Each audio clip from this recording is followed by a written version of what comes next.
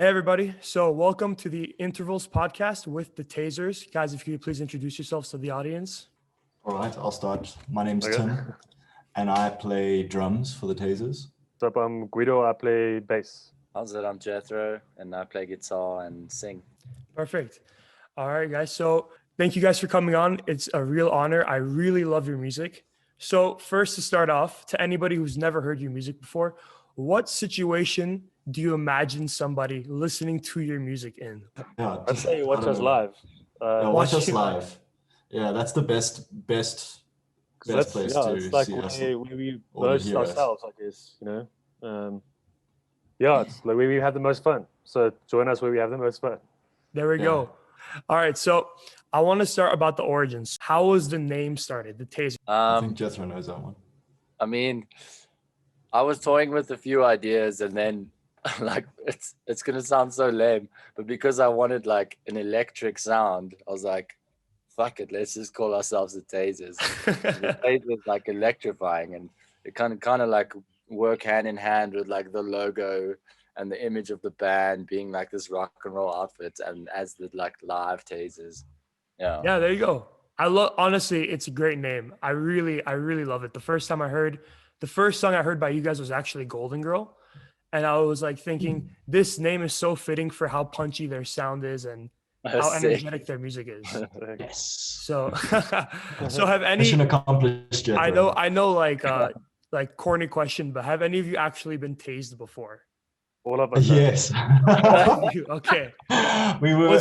Was that like the Oh. initiation once you said, okay, we're the tasers now, Kind we have of. to each tase each other? How did that Oh work? Yeah. God. pretty bad. We had this thing when we were just starting out, that when we reach our first 500 or 1,000 likes on Facebook, one of us would get Milestones. tased.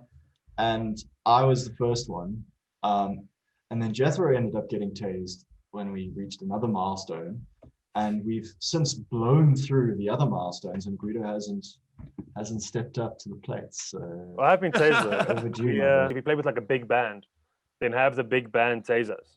And one of the biggest South African, one of the biggest South African rock artists, we were playing with them, and then Oh, we shit, I got their remember that. vocalist. We got the vocalist to chase us backstage. And Jethro and I, France off on coke. That's how you know you made it. For some reason, yes, exactly. And for some reason, Sam didn't join us on this. So Jeth and I just sort of stood shoulder by shoulder at front shop on coke, with, the main hook. We gave him the taser, and he's like, "Where can I tase?" And we just said anywhere except for the face and the balls. And then he said, "It's fine." And his first reaction was just nipples, and we were like, "Cool, dude, whatever." Just, That's funny that you guys actually live up to the name too. I love that. Oh man. Okay. So to the music, obviously, which I love most about you guys. So the music has this very 70s psychedelic rock vibe, which you guys have said before too, obviously, that's the vibe kind of you're going for, right? So obviously, like what would be some of the influences from either the 70s or nowadays that the influences on your music you guys would say that are the biggest? I mean, Led Zeppelin, the Jimi Doors, Hendrix. Jimi Hendrix, all the old stuff like that. I'd say even going as far as like Crosby, Stills and Nash, not really like rock and roll, but it's still like very influential. Even like the the Beatles. old school Oh, I blues. love the Beatles. I'm obsessed with the Beatles. Like I love that band. I was gonna say that I feel like there's a very Tame Impala vibe, especially in Dream Machine. I get a very similar vibe to a Tame Impala song called "Half Full Glass of Wine." I'm not sure if you guys have heard that before, Oh yeah, Yes. but I love that Yes. song. Yeah. And when We I were heard actually Dream talking Machine, about that. We were talking about that this last week. We were like, oh God, Dream Machine sounds a bit like, there was also an Arctic Monkeys song. which one? Don't sit down because I've moved your chair. There you go. Oh, yeah. You're right. I didn't think of that one. That's funny. Yeah, it's I funny called because Black people, what's it? people will be like, I don't know, they'll take like a riff or a chord progression. They'll be like, oh my God, this is so unoriginal. How could you do this? It's like, no, No, we've only got that's- 12 notes on the scale. I mean, you might as well tell me I'm unoriginal for playing the guitar. It's like, everyone plays the guitar. Why are you playing Exactly. the guitar? Yeah. So, and I want to follow up with that and ask. So obviously we have the musical influences, But are there any non-musical influences, something that you see daily life or on social media, maybe if there's art or anything related to that, that's not music, but still lights the fire under you guys and gives you influence? What would it be? I dig photography, but and design. Yeah, I would say like maybe we want to aim towards doing more of that. I mean, Guido designed the Plastic Kids album cover, and he took so many stabs at it. Oh my God, I felt so sorry for him, because Jethro and I would be like, no, when finally it was done. Yeah. So it's good that you guys are critical, but in a good way. Like you guys want it for the best purposes, like for the best for the best. Yeah, we critical as fuck, dude. Yeah, we also don't hold back. Like the way to explain it was like exactly the same. Like, yeah, here's an idea. No, it doesn't work. But yeah, we also like discuss it, like why doesn't work or why it does work. So it's still like it's constructive still at the same time. We're just honest. We're honest about what we want. What's the best live song, first song to introduce somebody to who the Tazers really are? Yeah, I would go for Wake Up, and not just because it's the most played song, but only because it has a good balance between. We've got this thing with like we've got a few groovy songs and a few rock and roll songs, and that's a good mix of them both. Like the verses are super groovy and the choruses are fucking power. And it gives you a good overview of what the Tazers is in a very short nutshell. Yeah, I mean, for me, it would be probably a song that we're going to be releasing soon-ish. That we've been playing live for ages. No, but we've been playing these songs for ages. So like. Oh yeah, of course. Yeah. But we'll talk about that. We'll talk about that. Dude, what is it? The song's called Go Away. I like Go Away. It's a classic Taser song. It's like one of the first songs that Jethro ever wrote for the Tazers. And that is a classic game. It's just super rock and roll. It's like in your face, like fast. I also just really enjoy playing the drums for it. So there you go. And Jethro, do you have a personal favorite too or no? For me personally, the one I enjoy playing live the most, probably that's a tough question. Probably Golden Goal. The only thing I have against it is that it's such a short song. Like I kind of wish we wrote another verse for it and like longer parts, because it feels like it's just over so quickly. But that song would probably be my favorite one to play live.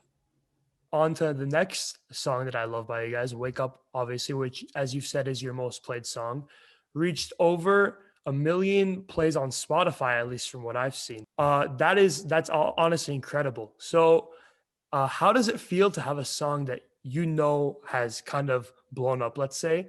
And how does it feel knowing so many people have connected with something you've made? Is there something special that goes along with that? Like, we didn't expect it to do well, at least not as well as that. Yeah, it feels like a bit of a fluke. It was quite weird. It got to the top of r/listen to this on Reddit for like 2 weeks. And that's when our Spotify numbers just went absolutely through the roof. Yeah. So congratulations on that. And I saw that there's been about almost 1 million listeners. You guys were right there, about to crack 1 million listeners. Yes, 11,000 off for 2020. It's all right. You were right there in 89 different countries too, which is crazy. That by itself must be.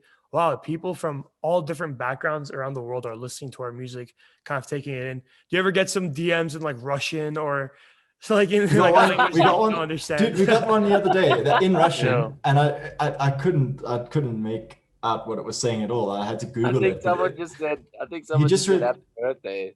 No. It was some dude that said respect. Respect. Respect. That's so funny. All right, so back on the topic of live performances. So I want to hear craziest story that's happened during a live performance or on tour. Something that was just unexpected that either happened to all three of you, or if you individually have something just like random that happened to you that you want to share. Something that's like very unexpected. If you could share with us, please. First show we play, and getting through it, and we just finished like an Arctic Monkeys cover, and we're finishing up the set, and 3 girls like flash us all at once.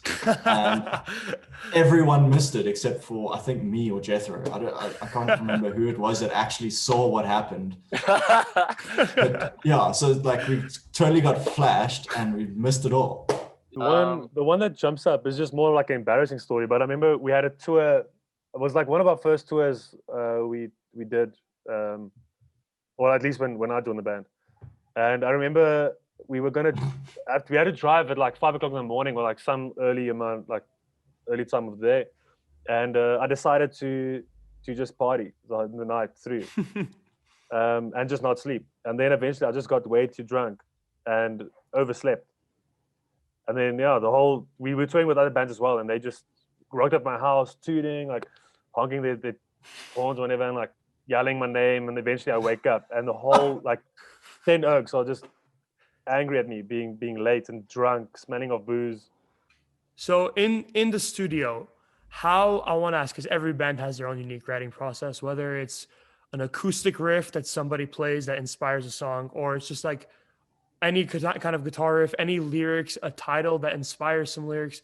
What's the writing process that usually happens? Is it just a jam session, or is there a little thing where someone will come up with an idea and y'all will go from there? What brings an idea to a complete song? What are the steps that go through to make that happen? So we've actually been through like multiple stages of songwriting. For our album Plastic Kids, we all kind of had our own like ideas that we brought to the table. Even before that, usually it would be a riff, like a guitar riff, or like even a guitar riff with bass and like a general vibe of the song, and then as like a demo, and then we'd present that to the band, and then we'd all work on it together if we liked it, or like say no, this isn't good enough or whatever. But lately for like the newer music, we've been like writing riffs on our own, but then coming together and then jamming the riffs together and figuring out new parts and just building on the very basic structure from the get-go all together. So it's evolved from becoming like a one written song where, like, for instance, Guido would write almost the entirety of the song, present it to the band, and then we'd say sweet and then record it and then change like a few things here and there to now where we're like, just come with a simple riff and then work on that together and then write the song from there. And that's kind of like the new process. And we're all like, well, at least I'm going to speak on behalf of me, I'm really enjoying the new way of like working on it. That's awesome. And are you three, and the band, I should say, is the band actually signed, or are you working independently as of right now? 100% independent. That's awesome. And I bet that gives you some of the creative freedom that a lot of bands that are signed don't get to experience as well. But yeah, we make all the decisions ourselves. We don't say yes unless we really want to. So I wanted to ask, because we're running out of time, so what should we expect next from the Tazers? Well, yeah, touring Europe is on our plate. We're planning. We're actually talking to the guys on Wednesday now about touring Europe. We're going in September to October, looking at the 20th of September to the 11th of October. So yeah, hopefully COVID doesn't kind of screw us over. We kind of scared about COVID and stuff, but I think by that time the vaccines are sort of looking good right now. So hopefully that sort of sorts us out. And then with that, we're busy working with the new EP. It's just called EP4 for now. We don't have a name, but yeah, the fourth EP will come out then as well. It's and yeah, that's sort of the plan for fourth EP. That's for the end of next year. So we're actually we've already recorded another EP. That Dream Machine that's called Dream Machine, and that Dream Machine is the first single from that. So beginning of next year we've got an EP coming out, and then the end of next year for that Euro tour we're going to be we're releasing another EP. So yeah, 2021 will see 2 EPs essentially. So there's going to be a consistent amount of music coming out next year from us. I'm excited then. That's awesome. So it's going to be a crazy year, man. It's it's pretty wild. So we're excited for 2021 for the Tazers, as I'm sure you guys are too. So basically, we need a tour in the US. I need to come to an LA show if you guys have it once COVID regulations are gone. Keep doing your thing, guys. Thank you guys so much for coming on. This has been a real pleasure. So this is the Intervals podcast with the Tazers. Thank you guys so much.